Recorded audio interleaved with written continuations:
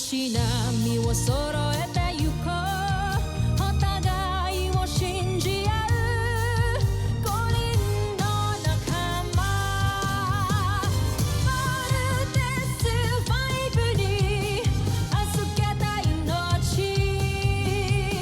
飛ぶぜ宇宙の果てまでもみんなの笑顔も持ち帰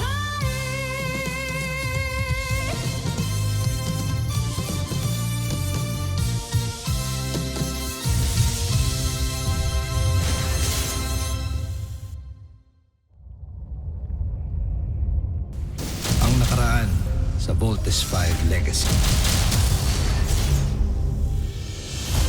Magiting at buong tapang hinarap ng Voltes 5 ang mga mananakop mula sa Busan. Na ang tanging hangad ay ang mapasailalim sa imperyo ng Bosanya ang buong kalawakan.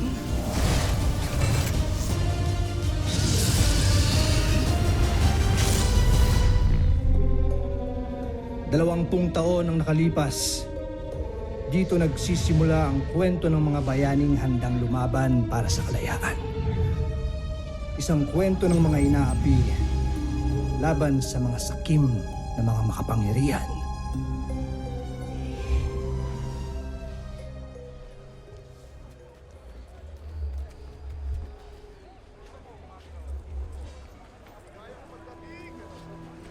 Einstein! Bumukan lang. Discipline! Sino dito ang mga namasok at nagnakaw sa pamamahay ni Duque Samson? Mawalang galang na. Ngunit walang magnanakaw dito. Tancho Aida, sasagot ka pa, ha? Dak! Tigilan ang pananakit sa alipin. Pagpaumanhin, Ministro. Pero hindi ka dapat magtitiwala sa salita ng mga walang sungay na yan. Baron Xander, kung nais mo pang magtagal sa iyong katungkulan, ay utusan mo ang iyong mga sundalo. Natigilan na ang walang saysay na pagmamalupit sa mga alipin.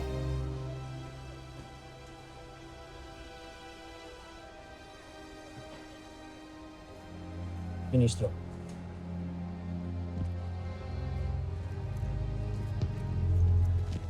Sentak, ano, Ministro? Pakiusap, huwag kang lumuhod.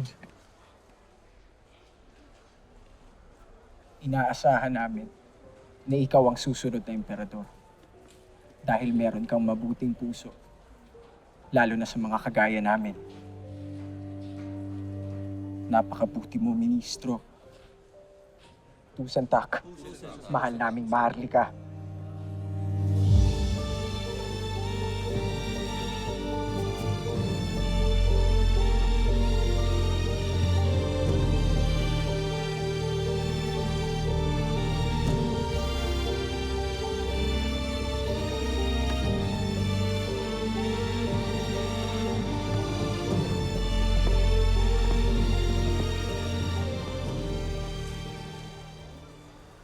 Nakita kong pinahiya ka ni Hrothgar sa harap ng lahat.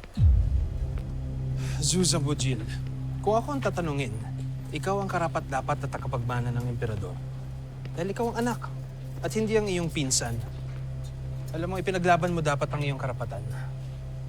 Para mabansagan akong taksil at maparusahan dahil hindi ko sinunod ang nais at gusto ng aking ama na kahit minsan ay hindi naman ako kinilala. Kung ang ministro ng Agham ang magiging susunod na emperador, natitiyak kong bibigyan niya ng kalayaan ang lahat ng walang sungay. Zambojil, hindi dapat mangyari yun. Kaya ina, Baron Xander,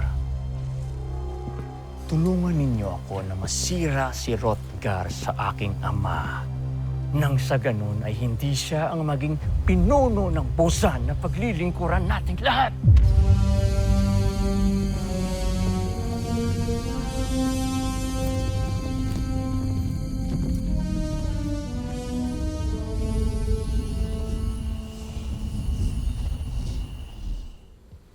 Talagang kahanga-hanga.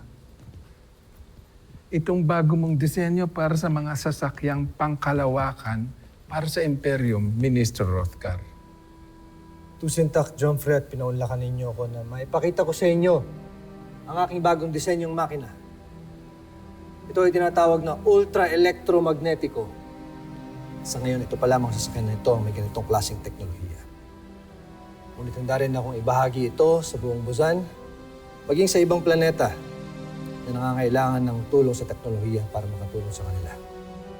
Maayos talaga ang puso at utak mo, Baron Rothgar. Hindi ka lang matalinong ministro ng agham, mabuti ka rin nilalang na wagas ang puso. Pinalalaki niyo ang ulo ko at natataba ang aking puso at Emperadora. Seryoso ako sa sinasabi ko. Kung kaya't ikaw ang napili kong hahalili sa akin para sa trono ng Bosanya. Ako, mahal mo, Jomfrey. Hindi ko yata matatanggap ang ibinibigay mo sa akin. Nakapagpasya na ako. Ikaw, Baron Rothgar, ang susunod na mamumuno sa Imperium ng Bosanya. Baka nabibigla lang ho kayo. Paano ang anak ninyo? Ang aking pinsan na si Zambujil. Maiintindihan at tatanggapin ni Zambujil ang desisyon ko. Mahalaga na ang trono nitong Bosanya ay mapunta sa kamay ng isang nilalang na may sapat na kaalaman at kakayahan para mapaunlad ang ating planeta at para na rin makatulong sa buong kalawakan. Tusintak, mahal na Jomfrey. Hindi ko kayo bibiguin. Mainam kung ganun. Pues, nais ko nang bumalik sa palasyo at napapagod na ako.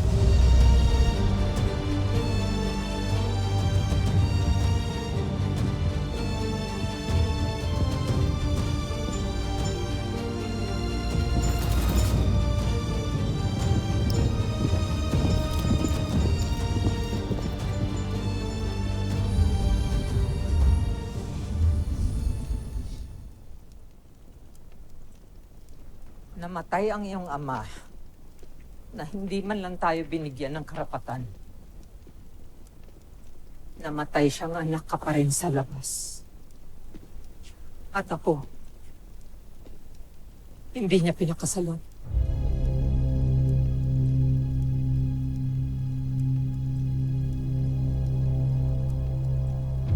Hindi ka ba nag-aalala? Ang kamatayan ng iyong ama ay nangangahulugan na ang pinsan mong si Rothgar ang kokoronahan bilang kahalili niya.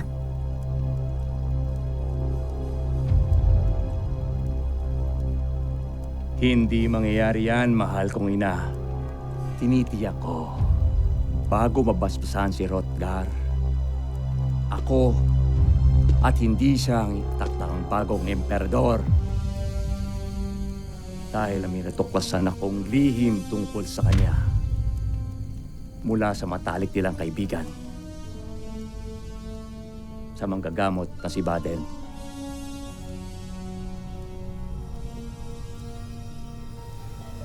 Bakit? Anong alam ng manggagamot na yun?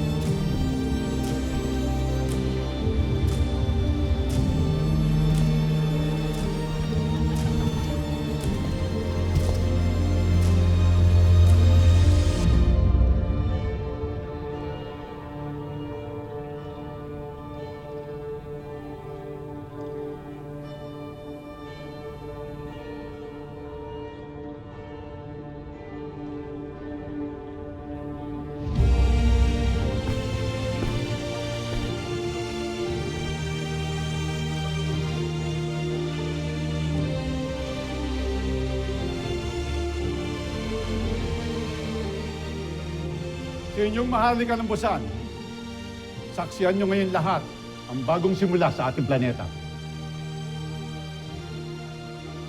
Sa pamamagitan ng koronang itong pinagkakalob sa iyo ng Busan Najmi Imperium upang pamunuan ng Busan at ang lahat ng planetang nasasakupan nito sa buong kalawakan. Sa kapangyarihang pinagkaloob sa akin, pinagkakalob ko to sa ating bagong emperador na si Hrothgar.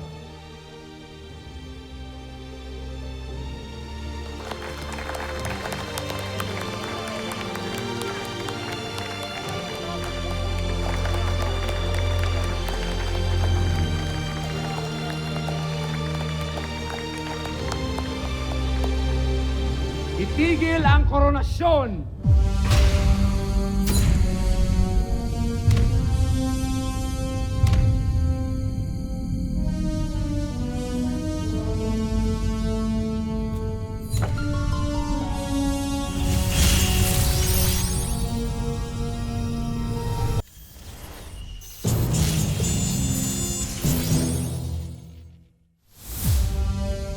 Walang karapatan na maging emperador ang isang traidor.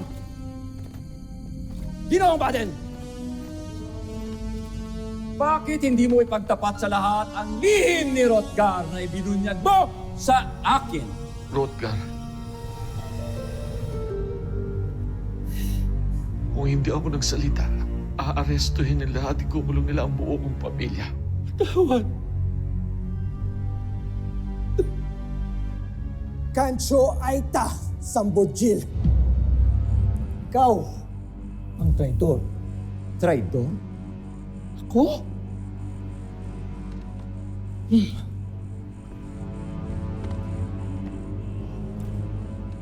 Tignan natin sino ang traidor. Tignan.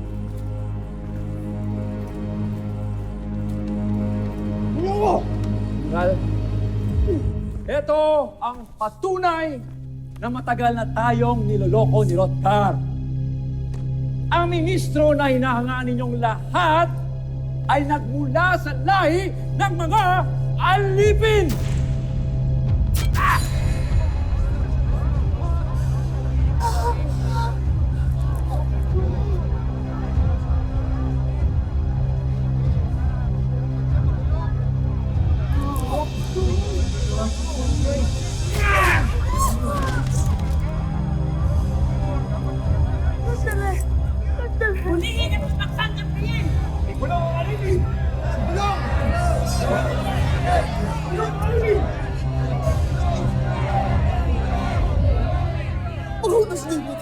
Pabayaan niyo kami magpaliwanag! Manloloko ang inyong anak. Lahat kayo. Ang buong angkan ninyo, puro manloloko. Hindi. Ang dapat sa kanya, isama sa kauri niya. Sa mga alipin. Bago niyo siya ikulong, parusahan niyo muna siya.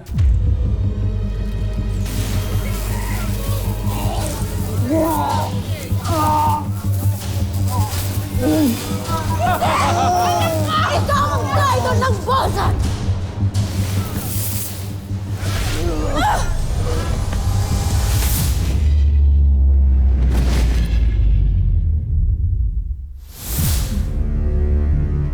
Diyan! Diyan kayo nababagay! Sa lupa! Alipin!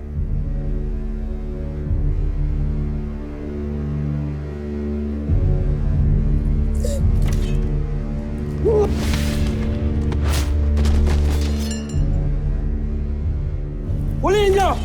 Ikulong niyo! Alipin!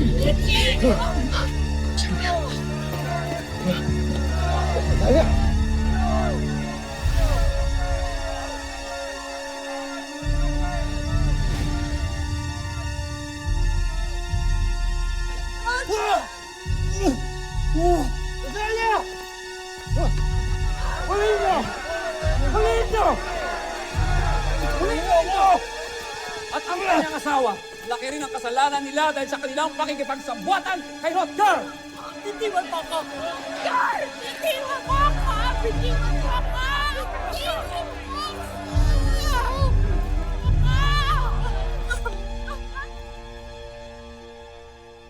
Mabuhay ka, Zambujil. Ang tunay na karapat-dapat na emperador ng Busan. Lieva, Emperador Zambujil. Diba? Yeba! Yeba!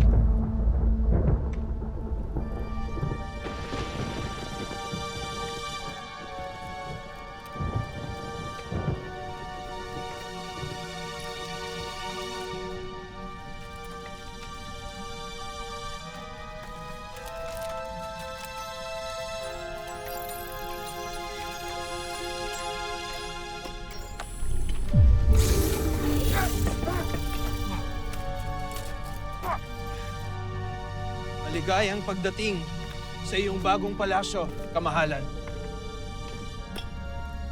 Saan niyo dinala ang aking ina at asawa? Huwag mo na silang hanapin. Hindi mo na sila makikita pa pagkat habang buhay ka ng mapipiit sa isinumpang lugar na ito.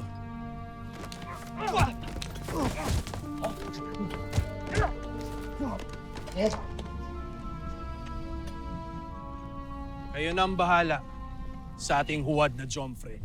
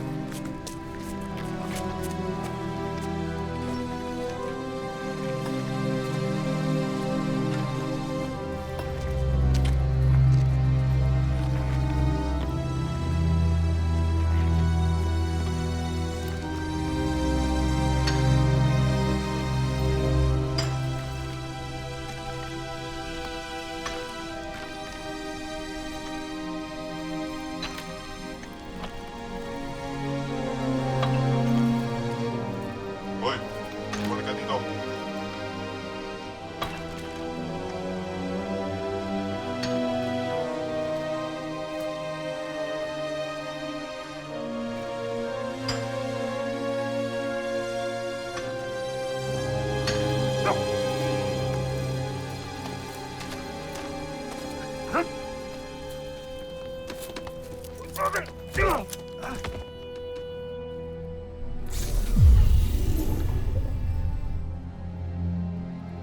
Magbigay pugay!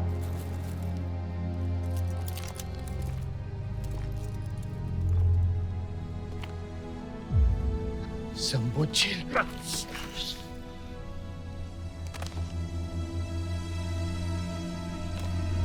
Hrothgar, simula ngayon, kamahalan ang itatawag mo sa akin. Alipin.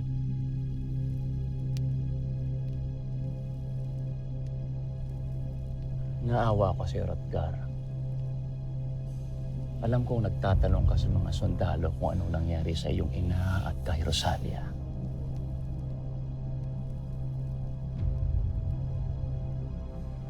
Kung talagang pinahahalagahan mo ang pagiging magkatugo natin, hindi mo ipagkakait kung nasaan sila. Dinala sila sa hardin ng palasyo kaninang umaga. Kung saan sila pupugutan ng ulo dahil sa kanilang pakikipagsabwatan sa iyo. Wala na sila, Hrothgar. Wala ka ng pamilya. Patay na sila. pati na rin ang sanggol sa sinapupunan ng iyong asawa.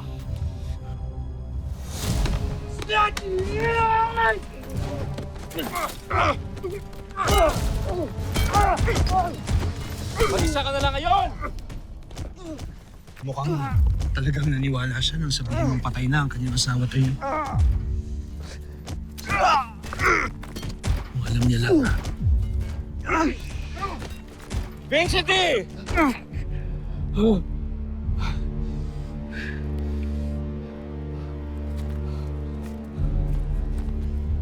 Ba't niyo sila pinatigil? Patayin niyo na ako! Nang matapos na itong paghihirap ko! Bakit ko pagkakaita ng sarili kong makita kang nagdurusa? Matagal akong nagtiis. Pinanood na itinangi ka at pinili ng aking ama. Kulang pa ang lahat ng ito sa sama ng loob na naramdaman ko. Kaya habang buhay kang makukulong rito para maramdaman mo na busabos ka ikumpara sa akin. Mga alipin, makinig kayo. Napakalayo pa para maabot natin ang tagumpay. Lalo na't napagtanto ko na kulang pa ang ginagawa ko para sa Bosenia. Dapat kong palakihin ang aking imperyo. Palawakin! Kaya mula ngayong araw na ito, ay gagawa kayo ng mas marami pang armas at mga sasakyang pangkalawakan.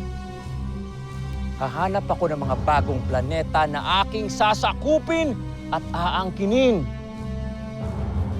Mula sa planetang Brahmin, Tao Cetis hanggang sa Gliese. At sa mundo ng mga tao na kung tawagin nila ay Terra Ertu. Ang mga planetang hindi yuyuko sa aking kapangyarihan ay makakatikim ng bagsik at lakas ng aking pamumuno. Lieva vor imperati! Susan Bujil! Lieva!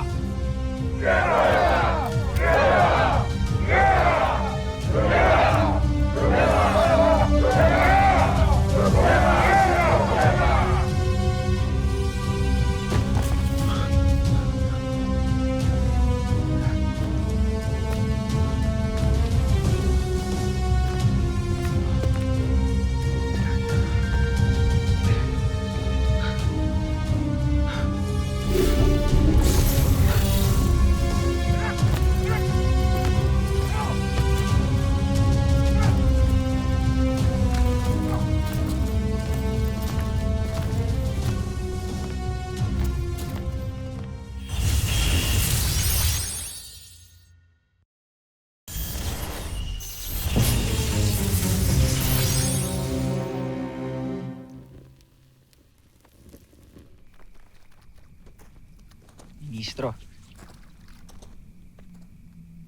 Tusentak. Hindi mo na siguro naaalala pero isa ako sa mga tinulungan at iniligtas mo noon. At kaya mo ay tinipon, hinuli rin kami at ipinadala rito. Sama-sama na tayong tatanda at mamamatay dito. Nakita namin ang tapang mo na tapatan si Emperador Zambojil. Nabuhayan kami. Nagpaplano kaming tumakas para labanan ng bagong emperador. Ngunit kakaunti lang kami dahil pinaghiwa-hiwalay ang ibang mga alipin sa ibang minahan. Pero lalaban kami. Wala kayong laban sa kailang puwersa at mga armas. May mga armas kami, pinuno.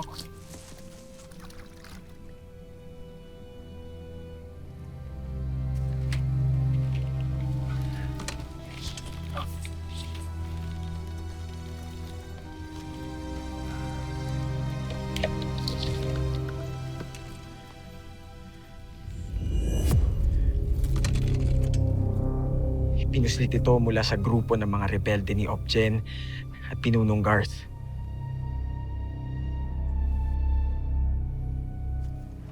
Kung meron kayo nito, bakit hindi pa kayo nag-aklas? Kahit mag-aklas kami, saan kami pupunta? Hindi namin alam kung paano gamitin ang portalis. Tumaasa kami, punong ministro, na alam niyo kung paano ito gamitin.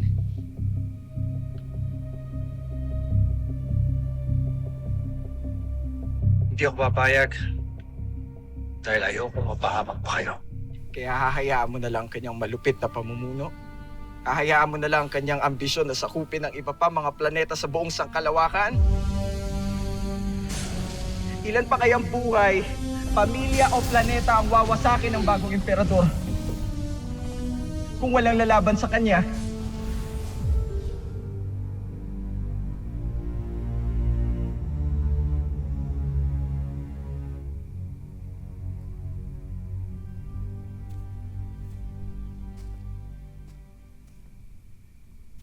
Kung sa ganon,